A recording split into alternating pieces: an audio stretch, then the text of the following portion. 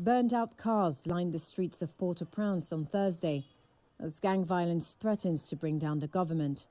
With gas stations closed, people brought petrol from street vendors. The situation in the country is critical. People can no longer go about their business. Our children can no longer go to school. Merchants can't go to market. No one can move around the country.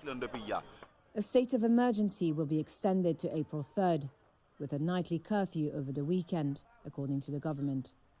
It bans all public protests and allows security forces to use all legal means at their disposal to enforce the curfew, it said. Authorities first announced a state of emergency on Sunday after fighting escalated. Inmates were broken out of prison by armed gangs, and an estimated tens of thousands were displaced. Meanwhile, Prime Minister Ariel Henry, who is in Puerto Rico since Tuesday, has apparently been unable or unwilling to return to Port-au-Prince.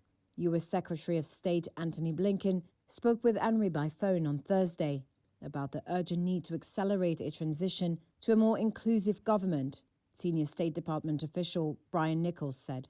With shortages of staff, equipment, beds and drugs, the country's health system is nearing collapse, the UN Humanitarian Affairs Agency said.